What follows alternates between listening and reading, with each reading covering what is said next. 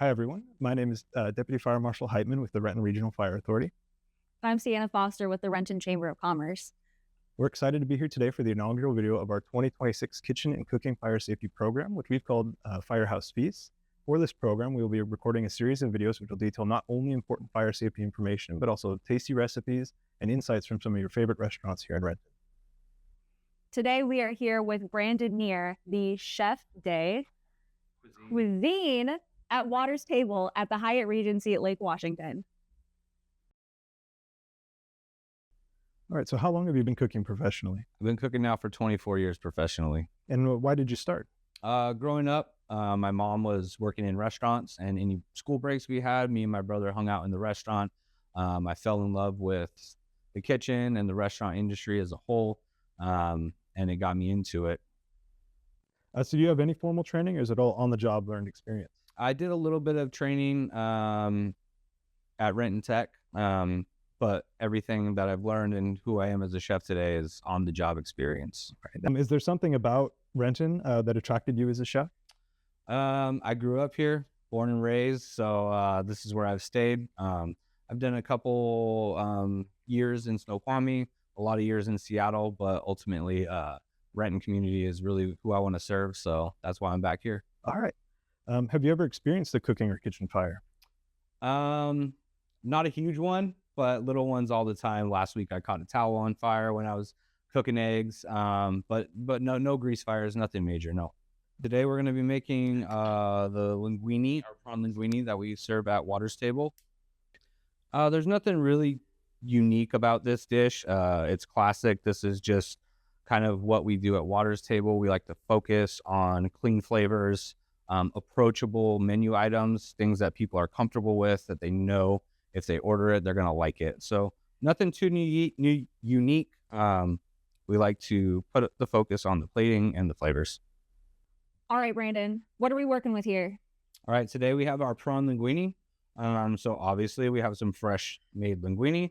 We have garlics, shallots, capers, lemon zest, fresh parsley, butter, salt, olive oil, and pecorino cheese.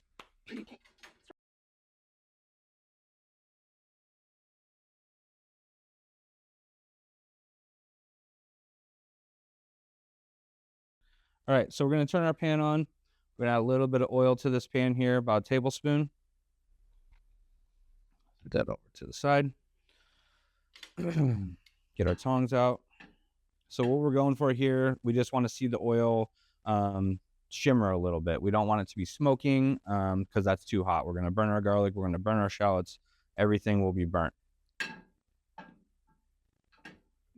Okay, we're going to go in here with about a half a teaspoon of garlic. You can hear that. The pan's nice and warm. We're going to do about a tablespoon of shallots here. Get those going. Tablespoon of capers. Those all going.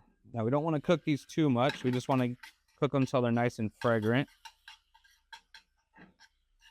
About 15, 20 seconds.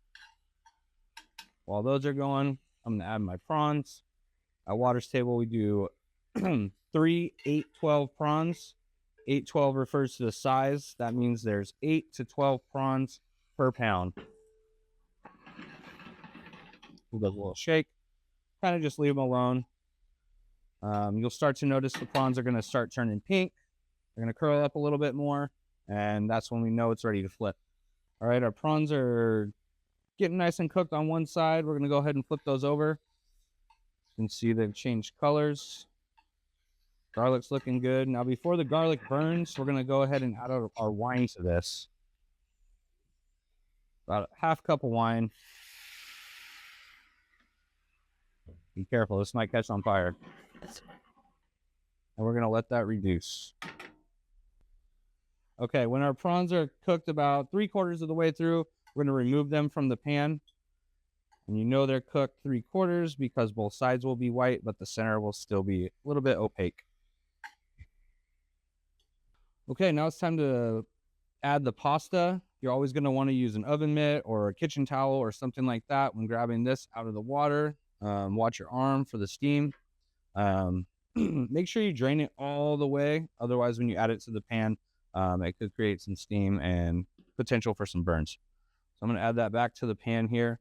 This pasta is like the prawns, about 3/4 of the way cooked, not totally done, still pretty al dente.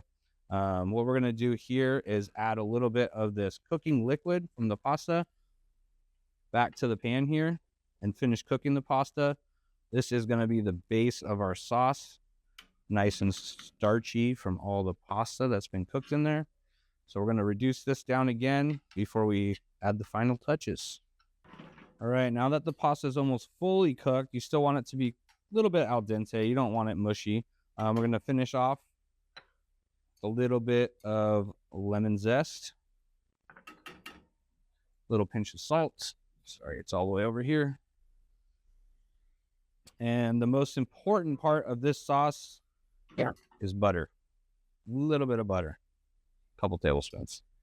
It's the secret. So, butter, nice and cold. That's going to help all the starch in this pasta water emulsify. And we're going to bump this down the heat just so we can make this sauce. So keep that moving. Otherwise, your sauce is going to be broken. A little bit more.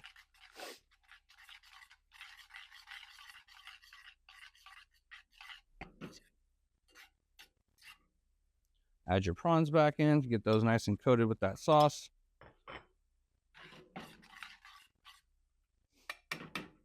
And we are going to finish this with some fresh chopped parsley for a little bit of color and, of course, some fresh flavor. Okay, now it's time to plate. We like to grab our pasta. Usually we have some tweezers in the kitchen that makes this a little bit easier. You grab it and you don't let go, and you twist and you twist and you twist, and then you transfer it to the plate. Give it another little twist, make it look nice. Add all that sauce back to the top, and then go in there with your prawns.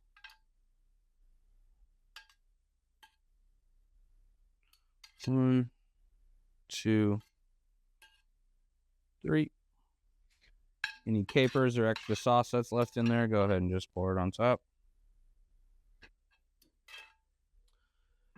And to finish, we're just going to grate a little bit of pecorino cheese over the top.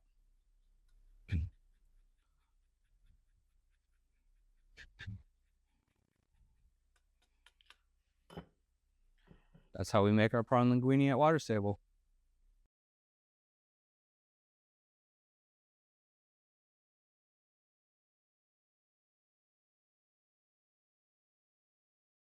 First things first, drop that in the water.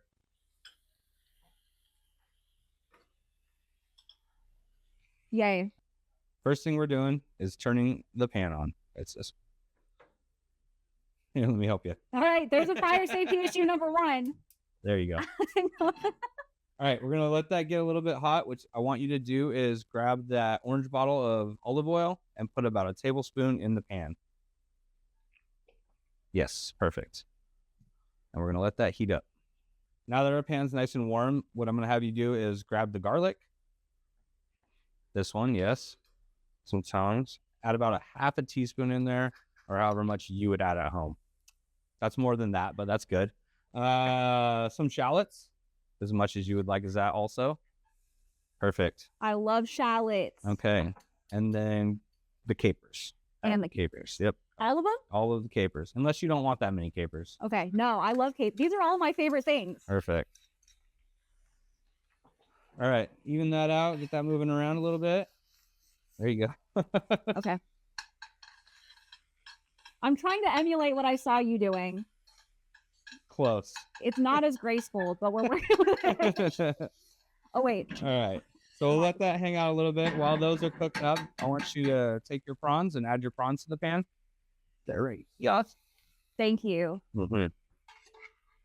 8 to 12 prawns. Yes. 8 to 12 per 12. pound? 8, 12, yes. 8 to 12 per pound. They're big, big prawns. Right.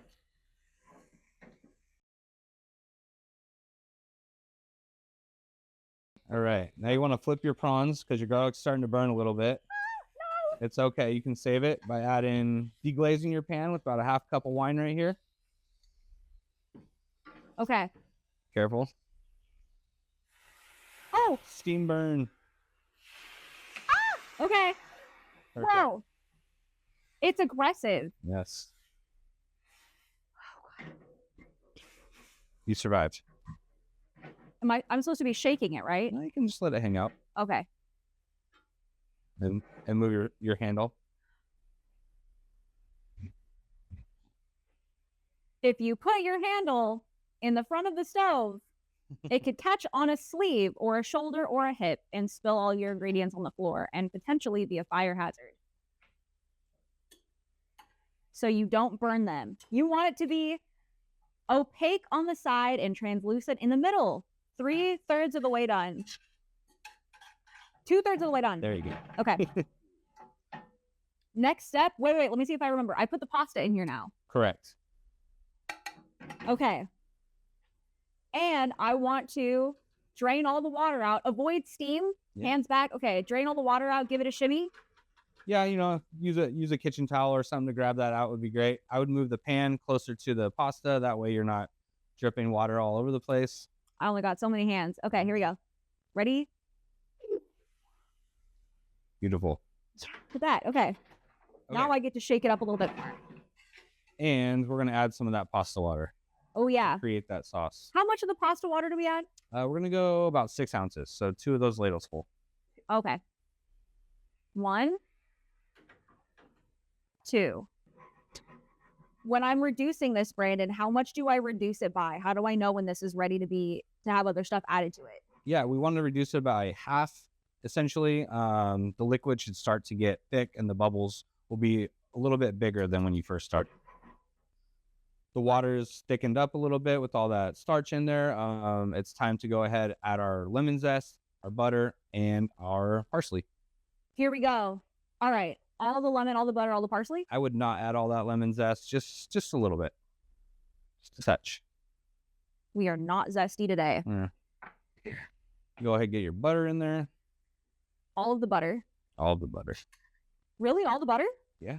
You want me to be conservative with the lemon zest, but put this much butter in it? Correct. People. And then we'll go ahead and season that a little bit. I'd say just 2 fingers of salt. Yeah, looks good. That's great. Okay, yay. And keep that butter moving so it doesn't break. Oh. Yep. No breaking butter. What does that mean when you say breaking butter? The butter and the salt, then the water will not emulsify, essentially. So you'll have this sauce that's water on one side and just melted butter floating on the top. Oh, okay, like when the sauce splits. I get it. Yep. I have done that a lot of times. Ow, this is hot.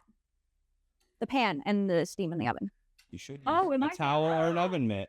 You are so smart. Okay, that's why they gave chef card restored. Yeah. There you go.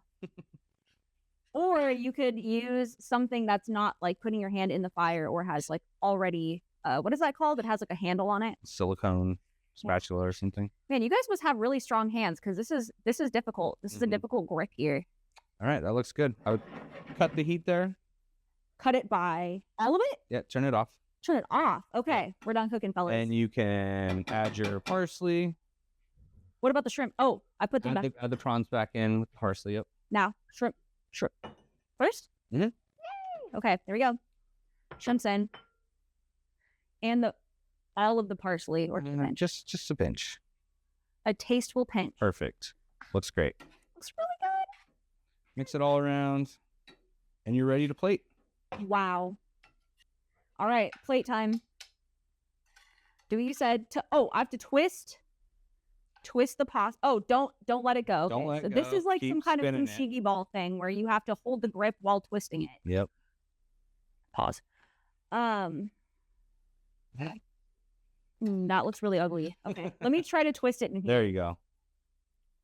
It looks so much better. You can just cover it up with cheese. No one will notice. And then you plate the shrimps with their tails sticking out. Correct. Like they're a garnish. Easy to grab. Easy to grab. Mm-hmm. And any of the extra, I get to just pile on top. Right in the middle of the shrimp. That's right. Singular caper. Look at that. Bam. Ooh. Now for the best part. Cheese grating. Don't throw this on the stove. Put it somewhere safe. Okay. Like in your apron. In your apron. Here we go. Cheese time. Tell me when. Seriously, tell me when. I don't know how much hummus was put on here.